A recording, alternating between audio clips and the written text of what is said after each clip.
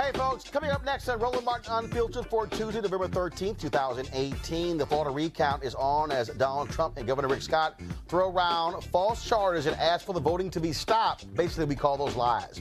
And a pro-Trump PAC takes aim at the black election official appointed by Scott over the election. Also, actually, he's elected a position, but she was appointed by Scott. We'll explain further. Also, in Georgia, a major court decision forces the counting of provisional ballots, delaying the certification, and gives hope to Stacey Abrams' chances for a runoff. Also, with the Democrats taking over the House, there's a big fight for crucial leadership positions. And, of course, several CBC members have announced they plan to run. We'll talk to one of them, Congresswoman Barbara Lee of California. Also, former and probably future Speaker of the House, Nancy Pelosi, she unveils a plan to diversify the staff of the U.S. House. And pretty much, folks, even the Democratic side is pretty white and very much male. We'll break that thing down. Also, the family of the black security guard killed by a white cop while doing his job sues the cop in the city he works for. And also, a man who shot at a lost black youngster in Michigan, he is headed to prison for as long as 10 years. And also, another crazy white woman calls the cops, this time in a university classroom. Folks, it's time to bring the funk. Roland Martin Unfiltered. Let's go. He's got it. Whatever the miss, he's on it. Whatever it is, he's got the scoop, the fact, the find. And when it breaks, he's right on time and it's rolling. Best believe he's knowing. Putting it down from sports to news to politics. With entertainment just for kicks, he's rolling. It's on go, y'all. It's Roland Martin, rolling with Roland now. He's funk, he's fresh, he's real, the best, you know he's Roland Martin now.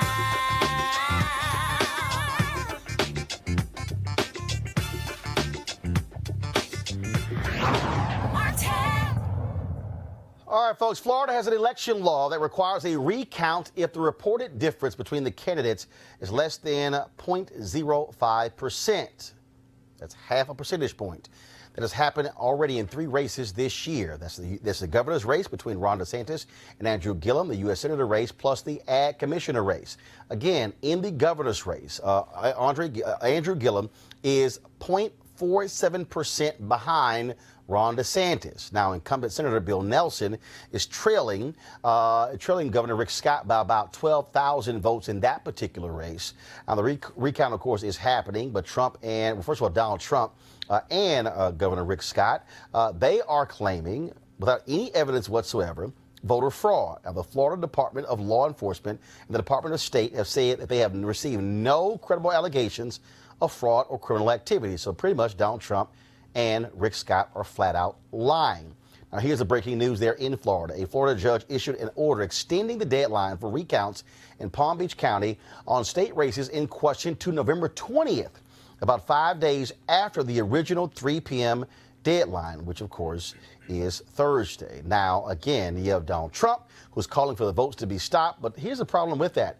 By doing so, he's essentially disenfranchising the military voters. Those votes are not due until Friday. But this is the guy who supposedly loves the military. But also what's happening in Florida, a Trump super PAC is reportedly spending $250,000 to attack the black woman in Broward County who is over the elections. Now, let's be clear. She's received lots of criticism from a lot of folks there, including black folks. But many are saying that this attack on her is over the top. It's happening again. On election night in Florida, 2 candidates are far behind. Then, in the liberal strongholds of Broward and Palm Beach counties, ballots appear to be moved in private vehicles, and nearly 100,000 more ballots mysteriously appear. Elections that were all but over suddenly need a recount. No one should be surprised. Broward County Elections Chief Brenda Snipes has a disturbing history of controversy and scandal, violating the law by destroying ballots, accused of keeping felons, non-citizens, and dead people on the voter rolls, discovering new ballots in close elections, and refusing to be transparent until a judge ordered her to be. Now Hillary Clinton's former lawyer is in Florida, trying to win the election. Legal voters in Florida are outraged, and Brenda Snipes must be removed. When we can't trust our elections, we don't have a democracy. Paid for and authorized by Great America Alliance. All right, folks, joining us right now from Florida is State Rep Chevron Jones, a Democrat from Broward County. Representative Jones, glad to have you here. Now, there have been other issues in elections there in Broward County. I've talked to people, even with the Gillum campaign, who are not happy with the elections administrator. How is it that these problems continue to happen in Broward County, and your thoughts on that particular ad being run by the Trump Super PAC? First, Roland, thank you for having me on. Now, I think it's very clear we all are aware of the mistakes that has happened within the administration of the supervisor of election of Dr. Brenda Snipes. But the unsettling part is that my Republican colleagues they tend to forget that she was appointed by a Republican governor, which was that of Jeb Bush. But not only that, I think Dr. Snipes have made it very clear of the mistakes that she's made. She has shared where she is now working through those areas to ensure that the process of every vote being counted is done in a way to where each person who has voted, they are able to participate in this process and not be eliminated by anything. But once again, it's making sure that every legal ballot is counted. My colleagues on the other side of the aisle are trying to make this nothing but a political mantra to begin to excite their base to do what they've done all this weekend, in where individuals are out picketing in front of the Fort Lauderdale SOE office, saying obscene things to destroy the character of the supervisor of elections, which entail is not called for. If you want to speak against her leadership, that's one thing. But the ways that their base have come out because they have excited their base by things such as the PAC, which paid for this commercial, it does nothing but add fuel to the fire. So, again, here's the issue we have here. When you say she was appointed by Governor Rick Scott, that's because Jeb Bush. Explain to people, Jeb Bush. Explain to people, though, why? Because wasn't there an issue with the previous head of election administrator in Broward County? There was a issue with the previous election administrator, which was Miriam Oliphant, and then we got Dr. Snipes. During that time, while Dr. Snipes, who was chosen by the Republicans, they found no issues with her up until now, when it doesn't work in their favor. And this is not me saying that Dr. Snipes have not done anything wrong. Where I am standing on is the fact of now Governor Scott has had 8 years to remove Dr. Snipes if he was so concerned. But isn't this also just one second? In his favor, now all of a sudden all hell has broken loose. I'm trying to understand, Representative Jones. You say remove, but this is an elected position, correct? This is an elected position, but the governor has the authority to remove or suspend her from office. Okay, so where do we stand? First of all, where do we stand right now in terms of the ballots being counted? I was read something earlier where they said 199,000 of the ballots have been recounted, have been counted thus far, and that they should have been done with the additional 30,000 or so by this afternoon. Has that happened?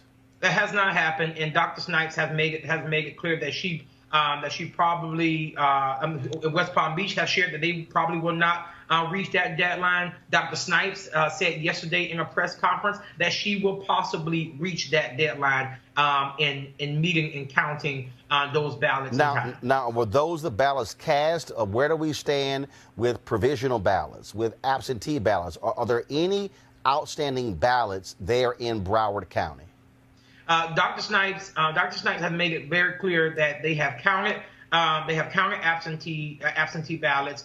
They have counted the provisional ballots, and what they're doing now, they are counting ballots that are from early voting, and they also have not even received the ballots from overseas. Those ballots have not yet to come in. And so she's walking through the process to ensure that she meet the deadlines that has been set. The governor has put 2 lawsuits against Broward County, which both have been dismissed by judges, and even the judge has told both sides to dismiss your rhetoric and allow the process to take its course. So I believe that that Dr. Snipes is trying her best to move forward. Again, this is not negating the fact that mistakes have been made and things that need to be rectified. But I think the Republicans need to allow Dr. Snipes to do her job and please and stop interfering with the process if they believe they want. Well, what I want to know, and they're in Florida, but also the same thing in other states. I want to know,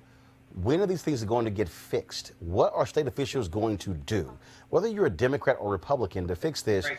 Because when I look at what's happening there in Florida, when I look at folks saying they ran out of ballots, when I look at in Georgia having no power cords, when I look at people running out of paper ballots in Texas as well, the problem here is you have people who are trying to vote, and then they're being frustrated, they're being upset, they're being there for several hours, and then they're leaving and walking away. We know there are 40 states in America that allow for time off for people to go vote. And so the issue is, when are state officials, what is going to happen there in Florida when it comes to saying, how do you fix the system? Then we also hearing this whole issue about 30 to 50,000 people who voted for the senator race, not the governor's race. Now we hear about issues when it comes to the ballot. And so the question is it going to be uniformity? And who is actually trying to fix this so you don't have all of this drama? Yeah. Roland, I can assure you that I'm sure someone will be there will be some type of bill coming forward in the upcoming legislative session to deal with voting. And you're right, this process is not a Democrat or Republican issue.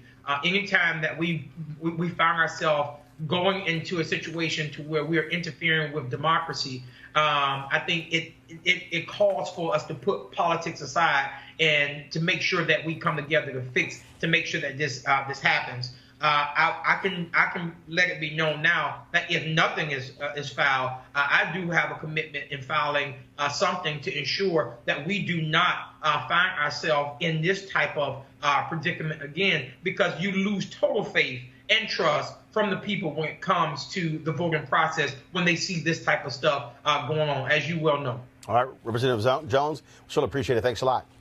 Thank you. Folks, let's go to Georgia, where Stacey Abrams, she needs more than 20,000 votes to force a December 4th runoff against Brian Kemp. Now, late last night, a federal judge ordered election officials to review thousands of provisional ballots that haven't been counted in Georgia's close election for governor. U.S. District Judge Amy Totenberg's order calls for a hotline for voters to check if their provisional ballots were counted. There may be as many as 27,000 provisional ballots that are outstanding. That could possibly push the election to a runoff. Now, Brian Kemp, of course, he was the Secretary of State, the state official who oversees elections in Georgia. Now, of course, he was forced to resign after a lawsuit was filed demanding that he step out. Now, the current Secretary of State, Robin Crittenden, said she could have certified the election as early as tomorrow, but the court order prevents her from certifying the election before Friday at 5 p.m. to provide time to count the provisional ballots. And we'll certainly be covering both of these states very closely. Joining us right now, Barbara Arnwine. She's the Executive Director of the Transformative Justice Coalition. Nick Raythod, Vice President, AAPI, Progressive Action. What the hell is AAPI? Asian American. Thank you very much. Asian American Pacific Islanders. Let's spell that out. Some folks who don't know, they're probably at home going like, what's that? African American people in America? And also D.D. Bass Wilbon, Principal, Bass Public Affairs. Here's the issue that, again, that is bothering me greatly. And also, folks, I'm getting a lot of feedback in my ears. So I need y'all to fix that, please. The issue here is this drama in Florida, in Georgia, in Texas, and other states. It pisses people off. Okay? It's not like elections crop up. It's not like we don't know in advance when the elections are taking place. And what I don't understand is why you don't have people who are going through drills, checking machines, having a checklist. Look, my grandmother had a catering business, okay? We often sometimes would cater 3 weddings in one day. I had a damn checklist when I was 12. And it was candelabras, globes, candles, stick 'em, aisle runner. I had a checklist when I was 12. I started when I was 7 years old. You cannot tell me it's this hard to have a checklist to know. You can't tell me that if early voting is taking place and you're seeing massive turnout, somebody goes, you know what? We might need more than usual ballots for election day because we're seeing this kind of different turnoff. This, to me, is insane. Yes, you're right. Yeah. You're absolutely right.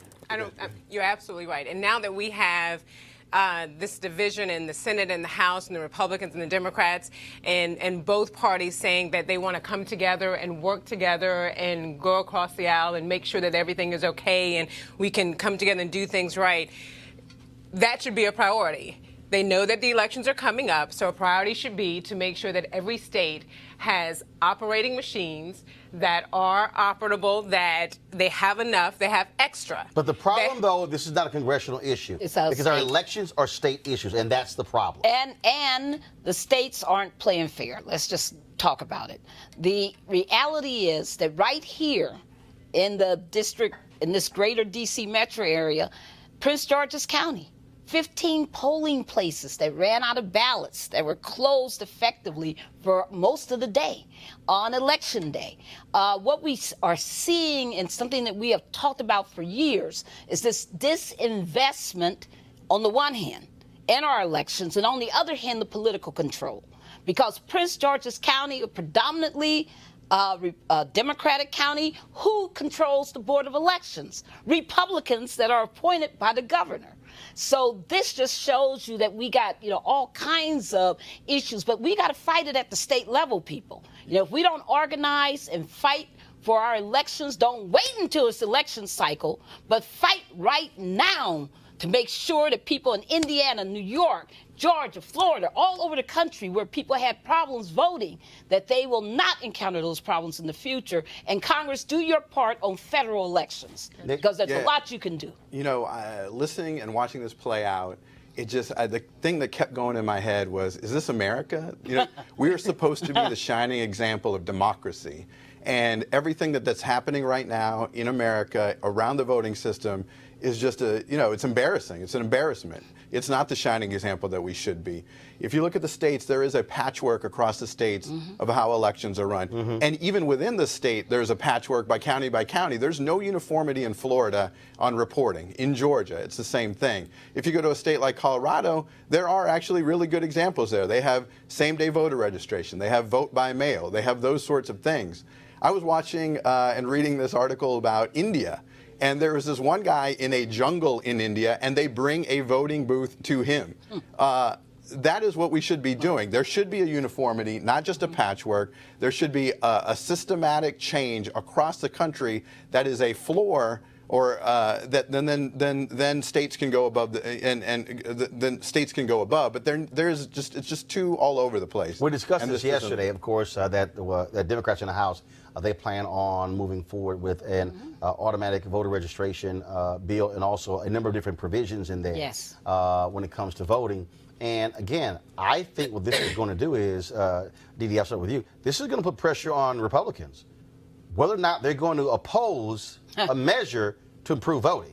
I mean, that's going to look kind of crazy when you're trying to deal with that, because even this whole issue in terms of how we even register people, to me, it's nonsense. And I keep hearing all this nonsense about voter fraud, which I'm still waiting for data, because it's still missing in action.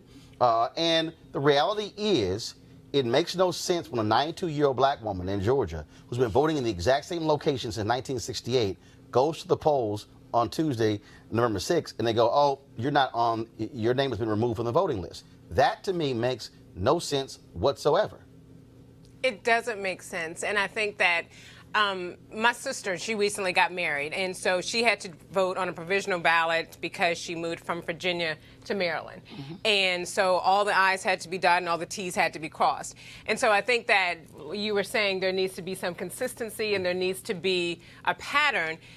We need to follow, and there needs to be order on how everything is done. That 92-year-old young woman who was removed, I don't know why she was removed, and to me it doesn't make sense that she was removed, but whatever the process is, we have to follow the process, and needs to be the same across the board for everyone, regardless. And Social Security cards, your signature, your name, everything needs to be in order. And if we continue to do things in order across the board, state by state, then we don't have these issues. We won't have these And problems. Roland Real is quick right. before I go to my next yeah, guest, go ahead. Roland is right. The Republicans need to make a decision here. Are they living in America, or what are they doing?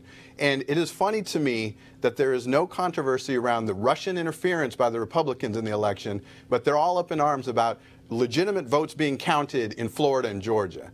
And unless and until they make a decision on whose side they're on, we will continue to have these same problems. All right, folks, Democrats win the House, and of course, new members are going to be sworn in come January, and that's going to be an issue when it comes to who is going to be in the House leadership. Now, of course, Congresswoman Nancy Pelosi is doing all she can to make sure she has no challengers. She is trying to knock them out of the box as quickly as she can. No one thus far has announced they're going to run against her, even though several people have announced they're not going to vote for her. The question then becomes, are you going to see Congressional Black Caucus members in top positions? Now, there's never been an African American who's ever been in the Speaker of the House position or the House Majority Leader's position. You have had two African Americans who have been in the whip position. You, of course, had Bill Gray, the late congressman from Pennsylvania, who served in that job, and also Jim Clyburn of South Carolina. He has announced he's going to be running for his old position. We are going to see Clyburn here later, I think later this week. And so, and also New York's Hakeem Jeffries and California's Barbara Lee are running for the powerful chair of the Democratic caucus. And joining us right now is Congresswoman Lee. Congresswoman, how you doing? Thank you. Glad to be with you. I'm doing great. First and foremost, one of the things that we have heard from so many different people is that they feel as if that the Democratic leadership is far too old. When you look at Nancy Pelosi, Steny Hoyer, Jim Clyburn, you're talking about folks who are 78, 77, 79 years old. I've even heard people say, wait a minute, Congresswoman Barbara Lee, you're 71. And so how do you answer critics who say that the House leadership should be younger?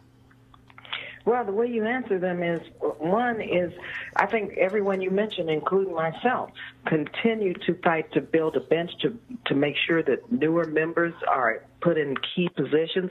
And we're working like crazy to elect much younger members to the Congressional Black Caucus and to the House body itself. I think this is about, in my case, about ideas, about what I've done in the past, my experience, and also about what I bring to the caucus.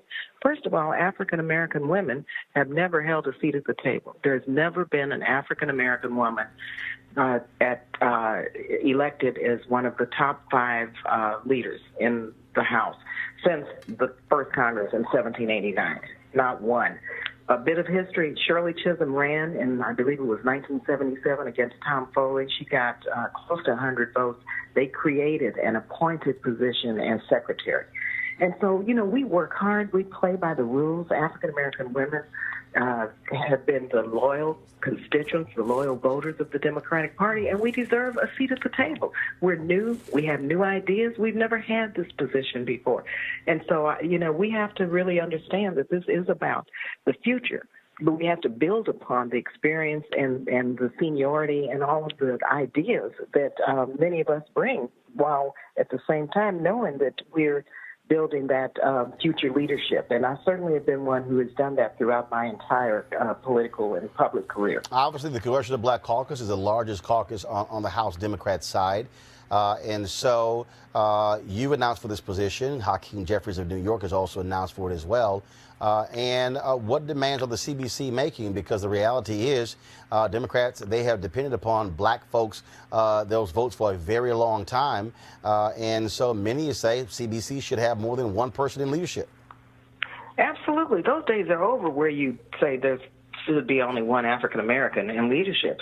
The Congressional Black Caucus, which I chaired for 2 years, really understands my platform, that I fight not only for my district, but for all of our constituents throughout the country when it comes to whatever appropriations that we're fighting for, whatever criminal justice legislation we're fighting for. The CBC is the conscience of the Congress, and the CBC is demanding a seat at the table, and the majority of CBC members are supporting me. Once again, as African-American women, and Roland, how we have worked so hard to build this party and how we've been smart about our votes. We've been smart about our policy positions, our organizing, and it's about time that black women have a chance to weigh in on the public policy agenda of this United States. But let's talk about this here issue. Congresswoman Nancy Pelosi has said that she's Speaker of the House. She is going to implement what is called a Rooney Rule when it comes to filling these House staffer positions. The bottom line is this here. As I said, Democrats have depended significantly on black people and their votes. When you look at these House leadership positions, they are very white, they are very male. We saw earlier this year, we were highly critical of what was happening in the United States Senate, forced Senator Chuck Schumer's hand to create a Rooney Rule on the Senate side as well.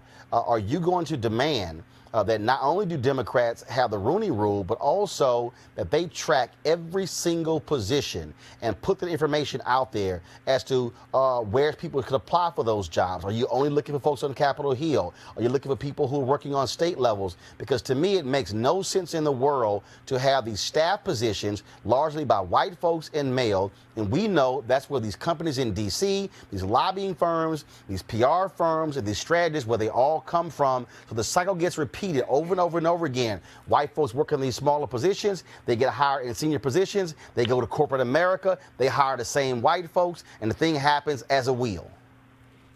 Roland, not only, and if you've been following what I've been doing since I've been in Congress with the Congressional Black Caucus, I co-chair the Diversity Task Force. Not only am I going to demand, I've been the impetus behind all of this. And the Appropriations Committee, for example, on which I serve, I wrote into the appropriations bill that we had to do this.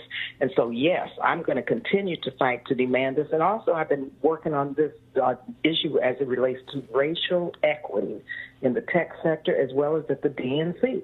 And so when you look at my record, I've been doing this, and I'm going to continue to do this. We're finally beginning to break through, and I'm going to rev this up in a big way. Remember now, also, I was a chief of staff, and there were very few African Americans on Capitol Hill when I was chief of staff to the late my mentor, Congressman Ron Dems. There were very few African American women on Capitol Hill, and I've been fighting this battle for young African Americans to be able to break through into key positions, to be hired, to be promoted on Capitol Hill, and I'm going to continue to do that. That's who I am. That's part of my history.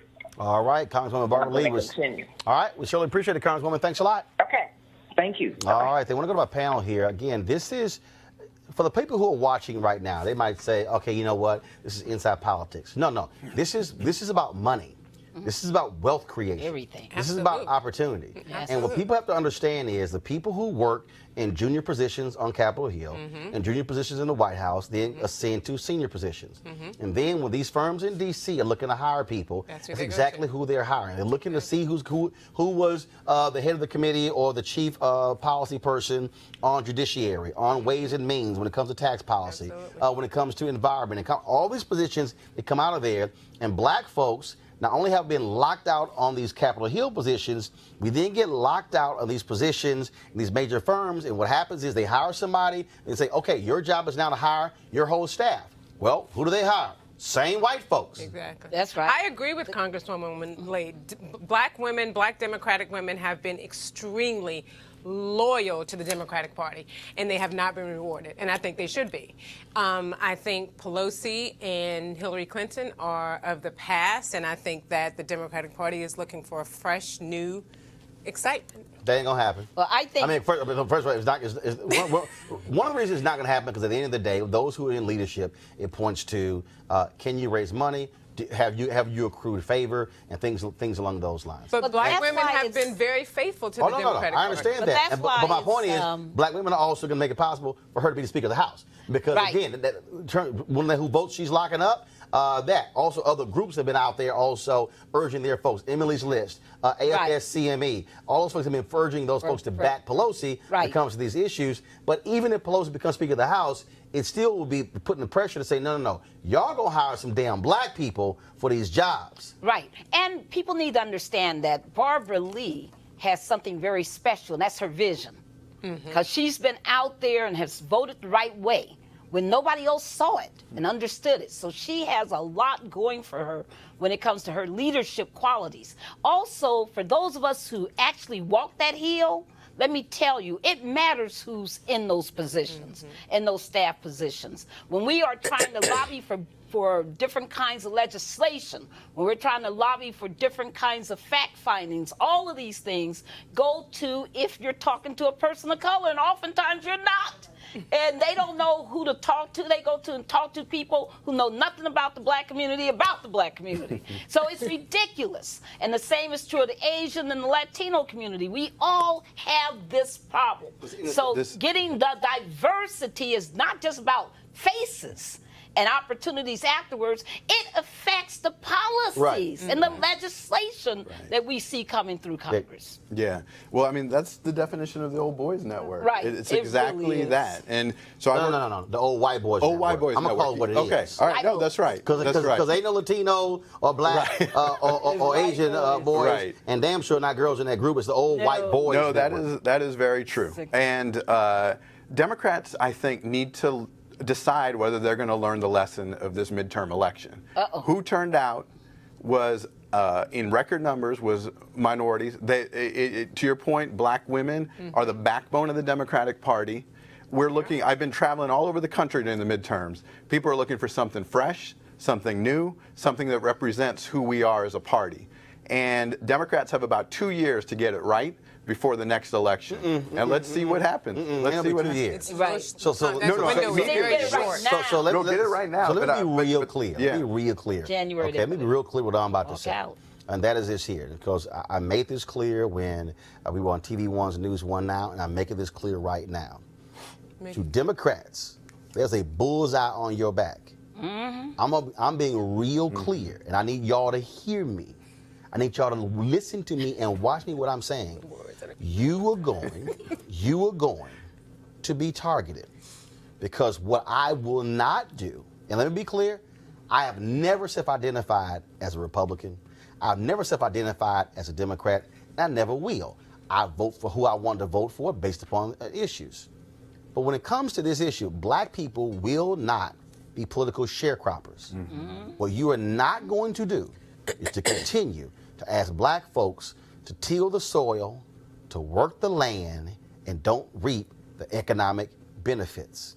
The reality is this: we can go throughout this nation, and when it comes to the folks who are voting, you're talking about black men, you're talking about black women. When it comes to when y'all get your asses in trouble, y'all want to run the black folks to save you every single time. I believe in a return on investment. I believe that when you invest something, you get something back. Now, have black folks gotten things before? Yes. But let me use the phrase from Malcolm X. Y'all remember the scene in the movie when they went to go save Brother Johnson, and they said, call the ambulance. Then the ambulance came, and the white cop told Malcolm X, you got what you came for, now you can go home. He said, no, I'm not satisfied. Then he said, on to the hospital. And the Fruit of Islam marched to the hospital. See, I'm not satisfied. I'm not satisfied that the CBC has the largest caucus on the Democratic side. I'm not satisfied that there are a few jobs. I'm not satisfied with a few chief of staff positions. Here's what I know. There's only one African American who was leading one major campaign, all these people who were running these statewide races. It was just one. I know for a fact that you got black people out there who can be campaign managers. Absolutely. Black people who can be top strategists. Black folks who can be, and I don't mean talking just to black people. I'm talking about black folks who can run the whole thing.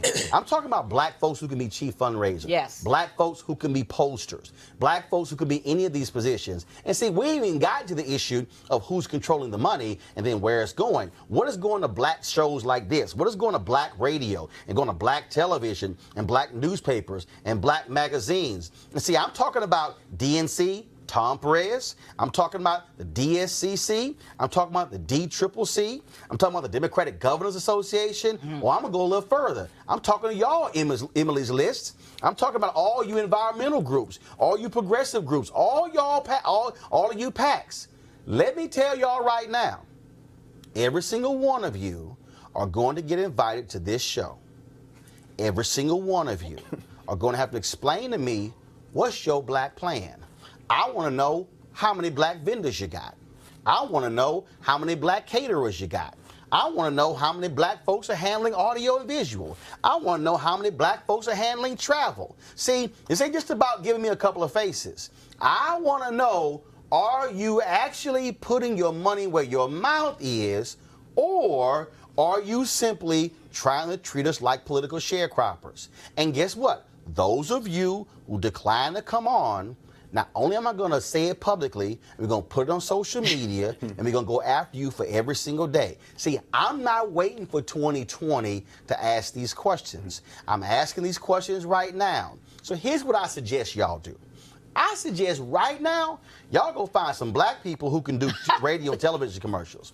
I suggest y'all go find some black vendors. I suggest y'all go find some black people who have been working in the fields, who have been out here working hard, trying to build their resumes up. And I suggest you hire them. Because see, here's the deal. I don't owe none of y'all. I ain't trying to get a job with y'all. But what I'm damn sure gonna do is make sure you get questioned and you got to present the information when it comes to Minority Supply Development Council. And say that's overall. But say, I'm not here to discuss Minority Supply Development Council. I'm here about black people. No disrespect to anybody else who's Latino, who's Asian, who's Native American. But Roland's here to ask about black people. Now, I ask about everybody else after I get the black answer. But y'all gonna have to explain where you are spending your dollars. And I would suggest call your black friends right now. Because when I put you on Front Street, or let me correct that, I'm going to put you on MLK Street, and then we're going to have an issue. Let's go to a break right now. I'll be back and Roland Martin Unfiltered in just a moment.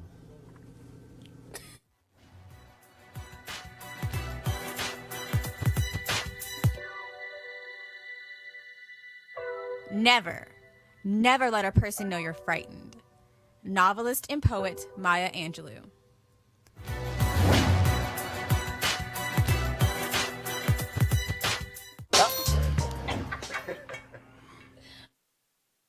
All right, folks, HBCU Giving Day, hashtag HBCU Giving Day. To the school today is Bennett College in Greensboro, North Carolina, founded in 1873, later reorganized in 1926 as an all-female institution. Of course, their president emeritus, Dr. Julianne Malveaux, also famous graduates includes the first African-American district attorney in the state of North Carolina, Belinda J. Foster, and the first African-American mayor of Greensboro, North Carolina, Yvonne Johnson. If you want to support, that also is one of two all-black female schools in the country. The other, of course, is Spelman College in Atlanta. If you want to support Bennett, be sure to go to www.bennett, that's 2 N's, 2 T's, .edu, bennett.edu. And so we certainly want you to support them. And if you are a graduate of Bennett, yes, cut a check. Don't just talk about how you're proud to be a Bennett graduate if you're not giving back. Understand? Cut the damn check, or PayPal, or Square, or Apple Pay. I don't care what it is. All right? Don't matter what it is, send your money to position the next generation of sisters to get an education. All right, folks, time to hear from one of our partners. You've heard me talk about our friends at Transatlantic Real Estate, who've created a unique investment opportunity that combines legal marijuana and crowdfunding.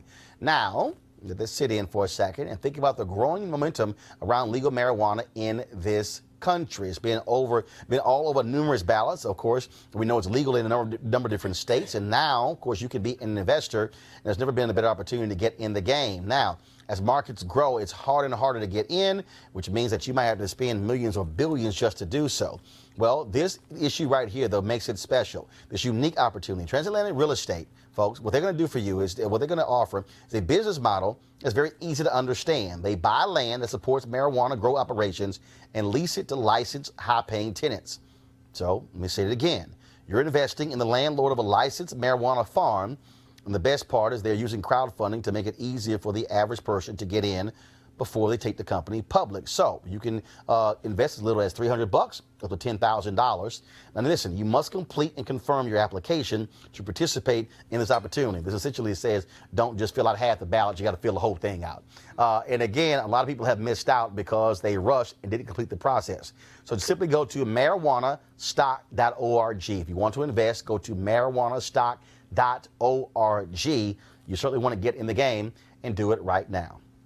All right, folks, yesterday we told you about Jamel Robinson, the security guard who was shot and killed by police while doing his job. Here's some of those various details. This took place in Robbins, Illinois on 4 a.m. Sunday morning when he asked a group of drunk patrons to leave the bar. Now, they returned and one had a gun and then opened fire. Well, security there returned fire and they held down the suspect by putting a knee in the suspect's back. Now, when the cops showed up, the witnesses said everybody was screaming that was security holding the guy down. Okay, visualize this. The black guy was kneeling on the white guy. Jamel Robinson was wearing his uniform. On his cap said security. Some cops then shouted, "He's one of us." But it didn't stop him from being shot and killed. The cop who killed him was white and has been placed on administrative leave. Now we know that Jamel Robinson is the father of a 9-month-old son. His family has filed a $1 million wrongful death suit against the officer in the town of Midlothian where he worked. We'll certainly keep you posted on these details. All right, folks. Now, I keep telling y'all about these crazy-ass white women in America. I'm talking about what's up with these white women who keep calling the damn cops on black people. This, y'all, is even just beyond stupid. Okay? This white woman is a professor at the University of Texas, San Antonio. Okay? So I'm on Twitter today, and I see this Twitter feed with this video. Okay? And the student says, "Y'all cannot believe what happened in my class." Press play.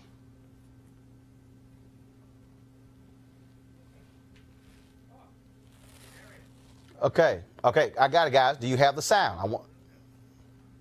Okay, well, that was sound on the one I saw online. Well, anyway, what you have here is you have the students in the classroom who, of course, they were watching this play out. And so this professor, okay, she calls the cops. She says that the sister was disrespected because she had her feet up on another chair.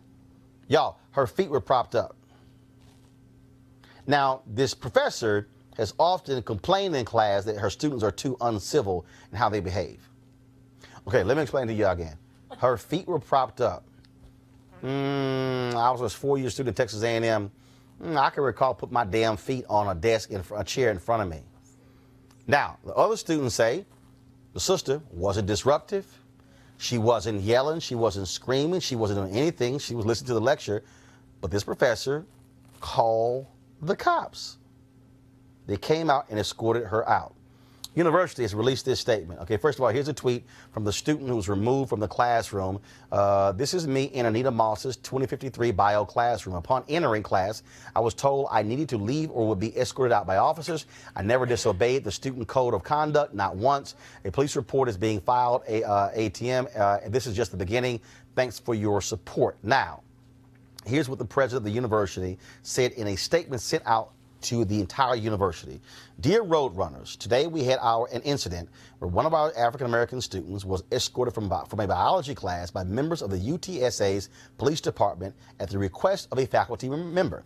While the facts aren't fully known regarding today's incident, our Office of Equal Opportunity Services is already conducting an investigation into possible discrimination.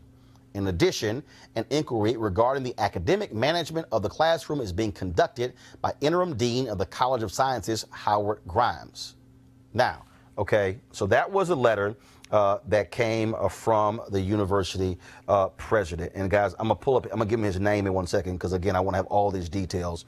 And so it's interesting that when you look at this and you look at, again, this idea of continuing to call the cops in a college classroom. White women better come and get their other sisters because they're acting up and they need help and they got to do it. I mean, white women need to take some responsibility over other white women and this misbehavior. I mean, we can't be everywhere where they're having these gratuitous conversations about how scared they are. And you saw about this white woman who ran into the tree. She looked up and saw a black woman, got so scared she ran into a tree. I mean, this is what's happening in this society. Yeah, right I mean, now. Maybe They need to if stop this. when you call the police and you're filing a false police Yes. report, you're arrested for filing a false report, right? So Right. maybe if the police start arresting the people that are calling and these crazy calls, Right. Right. then maybe I understand that. I need the maybe cop- people I need will the- stop I calling need the cops on start- these simple I need things. the cops start cussing these white women out. But no, if they start arresting these women for these calls, Right. the calls would stop. Well, it's a Right. waste of resources, Calls too. us up. So It is. what are the cops doing if they're at the university arresting a person with their feet on the desk? I think it was 3 or 4 cops that It's came in the absurd. Like, you're moving resources. They should be held accountable for these false things. The other quick question I have is just, where in America are black people safe? So you have, black people are getting shot on the streets, in their homes. The guy was, in his home watching TV. This is a good guy with a gun, got shot all over. And now it's the same thing that's contributing to this type of stuff too, where people are getting called. It's a way to control. It's straight up racism, and it's unacceptable. And I think it's crazy. Again, remember you have a student at Yale. Remember the black girl was sleeping? Then they called the Never cops. forget And I was it. like, okay, who the hell goes to a university library with a backpack to go to sleep? And I wasn't sure she was a student. I mean, literally, what you have is, and yeah, that was a white woman. And what you have here is you have these white women who, for some reason, have this superior attitude of, I'm going to call the cops on any of y'all for whatever y'all doing. And I'm telling you right now, that professor has no business in the classroom. Right. Now, if you're a professor, if you say, if you're a professor and you say, you know what, y'all a bunch of slouches and stuff along those lines, I need you sitting up in my classroom. Mm-hmm. I don't want feet on desks in the classroom. That's me laying down the rules of my classroom. You don't call the cops on somebody. Hold up, you do what you do as a professor. If you're sitting here the rules, everybody got a copy of the rules. If you get busted, I'm docking you 5 points. Okay, that's what you do. You don't call the cops. Well, it's just modern day slavery, because when we're in white spaces in their mind, they want our pass. They want to know, why you here? What is this your place, Jude? You belong here. You don't belong here. We're just going to call cops. And then on the other hand, it's this quote insubordination. Listen, I went to Duke Law School. We had large sections like what we just saw. There was a guy who would bring a big old inflated doll as kind of like his contempt for the process, would sit up next to him in class, and when the professor said anything he thought was stupid, he would make the doll roll back and forth. And nobody disciplined him. He did it every day he wanted to do it. So come on, he was white, of course. And so this is just nonsense, and we need to just call it out, because this is that white ethnic racism that says you don't belong in our white country, and we don't want you here, and we're going to do everything we can to make you uncomfortable, and hopefully you'll leave. And see, the issue that you also have here is this here.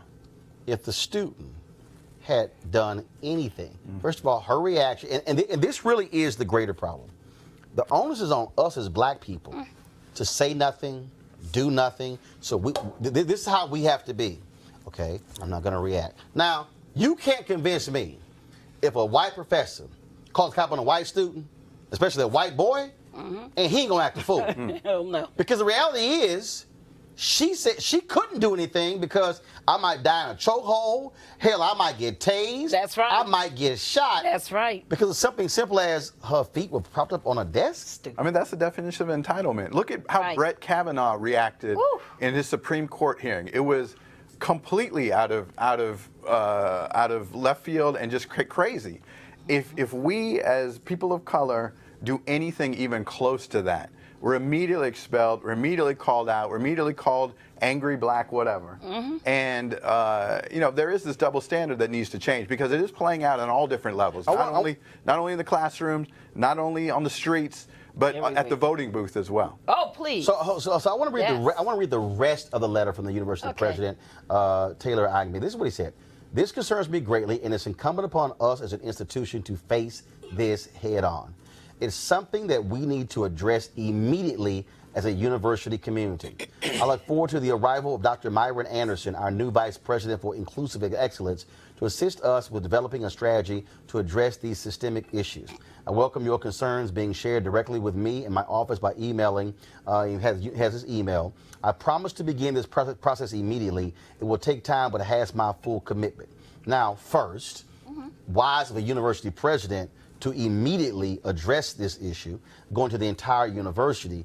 But this is something that, and I get it, okay, you're having a vice president for inclusive excellence coming in, but this is why I need white people to check other white people. There you go. Okay? Right. You don't need somebody black or Latino or Asian to be hired to teach y'all how not to be dumbasses. You don't need that, okay? So you can actually teach your own fellow white people not to act a damn fool. But this really is the deal, though. It is as if part of our job is like, okay, white America, let me explain to y'all why y'all stupid. And again, there's no way in the world to me that class continue with her as professor. That's right. She needs to be fired. Yeah. And listen, certain people just don't belong in the jobs they're in. They need to be out. They need to be gone. They just need to be held accountable. And these schools can't be talking about, well, we all going to get together, kumbaya, diversity, inclusiveness. No! Some folks are just so racist, they don't deserve to be empowered to even instruct. That's the problem in how this has been addressed in the past. It's always relegated to the diversity council. Let's set up a task force. Let's do some training, and it'll all go away. That is not how to address this. It has to go all the way up to the dean. People need to be fired and held accountable. And that's there. We were talking earlier about hiring. You don't hire people just to do black things or brown things. It is a systemic thing as a way to pacify us when these things erupt. We need to hold people accountable as a community. But to your point, Roland, white people also need to hold themselves accountable if they actually do care about this stuff. Time for her to go? Stay or go? Oh, I don't know. You called my name. I was like, hello. You're one of 3 panelists on the show. Can you stay with us? Yes, I was here. I was listening Lord to his have response. mercy.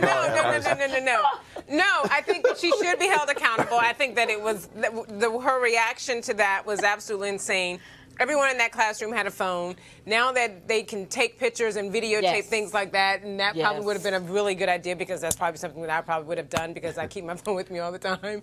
But it was idiotic. There was no reason for her to do that. And again, she does need to be held accountable for it. And where was the solidarity? Why didn't the No, that's not true. It did happen. So here's what happened. You mean there were other students that Go to my iPad, Okay, Henry. good. She tweeted, the young lady, she tweeted, I seriously can't thank my class enough for this love. They literally stood up for me after I was escorted out by 3 officers and called her out for being disruptive to them, as well as this whole semester. Completely overwhelmed and thankful. So, all right, so we'll surely let you know what happens there. But I'm UTSA. And first of all, I did reach out directly to University of Texas San Antonio for them to come on the show. They sent us that particular statement. And also I reached out to the student as well. And so we tried to get her on as well. And so we'll certainly let y'all know what happens with that story. All right, remember this story here? He was the retired Michigan firefighter, Jeffrey Ziegler. And roll the video, please. Remember the 14-year-old black kid, Brennan Walker, missed a school bus and he was lost. He was trying to get directions to his school. So Brennan went to the door and then he heard a woman come down the stairs shouting, and then that's when Brennan backed up. You'll see it in a second, and then he took off running. Well, Ziegler comes busting out of the door in just a moment, and thinking this is somehow a burglar, fires his gun. Now, so you saw him fire that shot. Now here's what happened. When the cops came, Ziegler said, roll the video back, please. Ziegler said, okay, here's what happened. He said, what happened was I came out of my house and I tripped, and then my gun went off. Well, the cops did not believe that, especially after they saw the video. Well, he was convicted yesterday. He was sentenced to upwards of 10 years in prison. Now, of course, the issue there were several different charges he was hit with. And of course, he apologized to the mother. The mother of the young man says that he is being in counseling. She said it's something so he will be forever impacted his entire life of what took place. The young man testified that, of course, he took off running, and then when that gunshot was fired, he said he ran even faster away. Luckily, this young man wasn't hurt. But again, the guy tried to lie to say, and then the woman who was in the house, she also tried to lie, saying that, oh, the house was being broken into, when he literally, and we see in the video, he literally pressed the doorbell, then knocked on the door, and was trying to get directions to where the school was. This is a 14-year-old black kid who could have been shot and killed. And here's the other piece. If we did not have that video, that would have been a situation of him saying he was trying to break in. And one doesn't know he would be convicted if it wasn't for that video. And that's the importance of video. And, you know, we always said if you could see it from our shoes, our eyes, if you stood in our places. Well, video is doing that now. It's documenting, it's giving us the ability to force people to tell the truth and to show what's really happening out here in the society. And the picture is not pretty, it's so ugly. But this is, I'm so grateful that this young man was not shot. Right. Yeah, absolutely. Yeah. Well, again, all right, folks. So, of course, we'll give you an update in the both of them Jean case. Remember, he was a young man in Dallas who was shot and killed in his own apartment by Amber Geiger, a member of the Dallas Police Department. Well, I was down in Dallas moderating a forum, and where you had the DA there, Faith Johnson, who said she was going to take this to the grand jury, present the evidence to them, and the grand jury could, of course, then decide whether to charge her with murder. Now, Geiger, when she was arrested, was charged by the cops with manslaughter. But there was an election, and John Cruzo, a former longtime judge there in Dallas, he says that what he sees is that she should be charged with murder. Now, Faith Johnson was appointed DA after the previous DA resigned due to issues of depression. Well, last week, of course, Faith Johnson, she lost by about 20 points, and as Democrats swept positions all across Dallas County, same thing in Harris County as well. Now, again, Cruzo believes that she should be charged with murder. And does not mean that Geiger will be charged with murder. It still must go to the grand jury. The grand jury can make their own determination. But you have, again, whereas Faith Johnson said she would leave it up to the grand jury to make the decision, Cruzo says he believes, based upon what he sees, that it should be a murder charge. Last story here, of course, some students in, this school in Wisconsin, talk about white folks losing their damn mind. So there's a picture, and I'm going to pull up in a second, y'all. There's a picture of a group of white high school students in Baraboo High School, 60 miles north of Madison, giving a Nazi salute on the steps of a county courthouse. It went viral over the weekend. It was taken last spring. The photographer says he asked them to wave to their parents and defended the picture. One student who was there did not raise his hand, said the girls have a similar group picture, and they were not asked to wave. Now, it has been condemned by Jewish groups, and their school, an investigation by the school and law enforcement has started. Y'all, really? And you wonder how you get Pittsburgh. I mean, think about it. Where did Bauer come from? I mean, this is the only beautiful thing. Henry, go to my iPad. This is the photo here, right here, folks. This is the photo. And so you see them. You see them. Unbelievable. Okay. Now, you see this guy in the middle? That ain't waving at your mom and daddy. Okay. You see some person with the fist sign as well. But again, they thought it was cute. What I also don't see, the only black in this photo are the suits they wearing. Again, and so Didi, this has ticked a lot of people off, and now the school is like, oh hell, what are we gonna do about this here? Well, the parents of the students, they need to teach them some home training and understand that that type of symbol is not something that you do. Yeah, just saying, Nazi symbol, America, don't kind of go well with the flag. Absolutely not. They don't go together at all. Well, this is an example being set from the top by President Trump. You know, he was talking about nationalism the other day.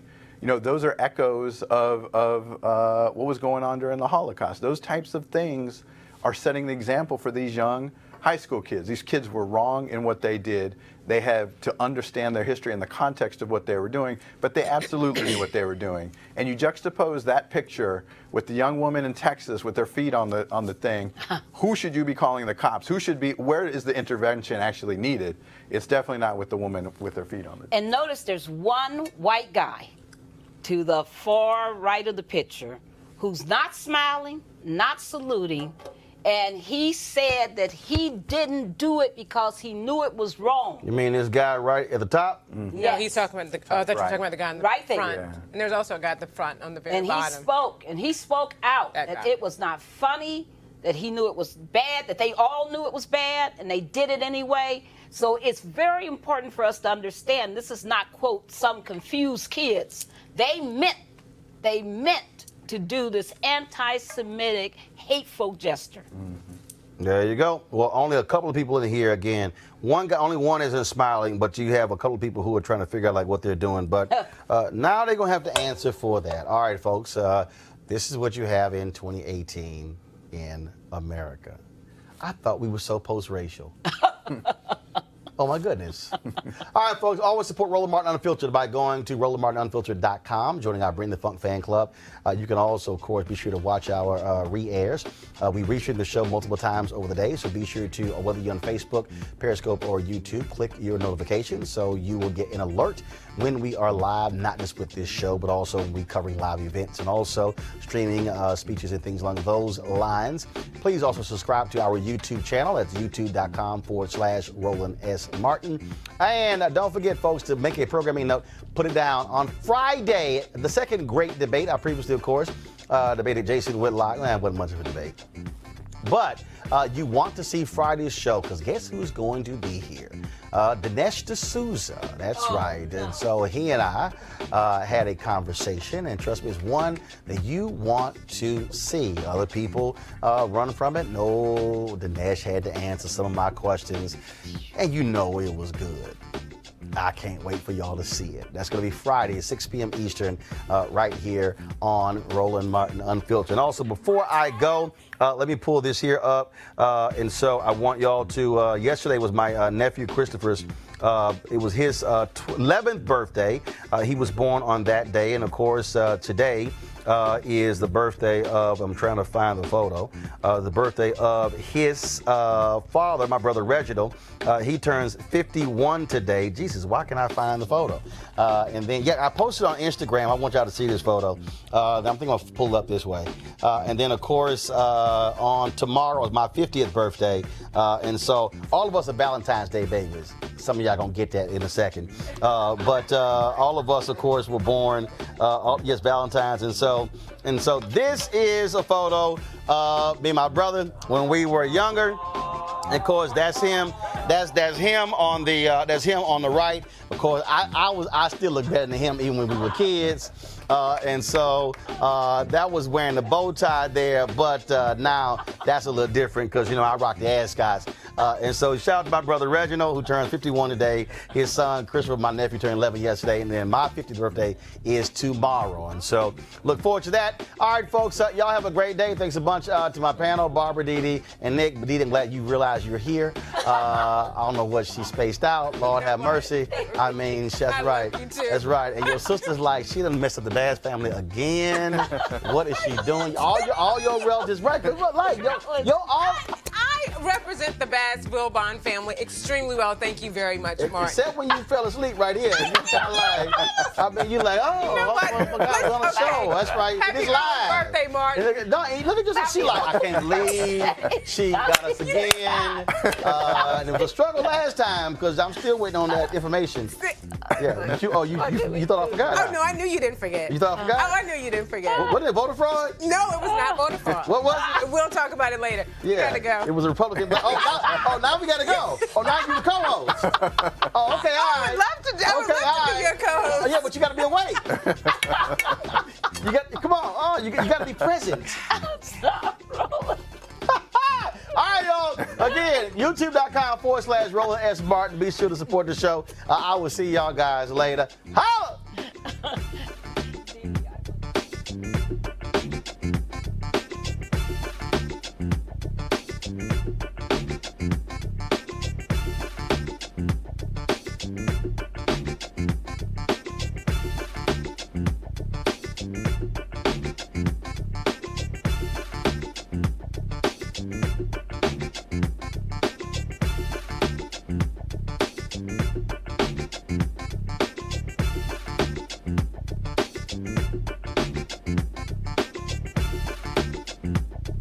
News.